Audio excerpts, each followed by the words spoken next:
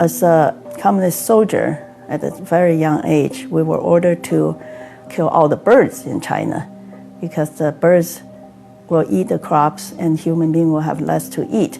So we were put on the rooftop, on the tree to make noise, so won't let the birds rest. And the birds were all eliminated that way. But the backfired.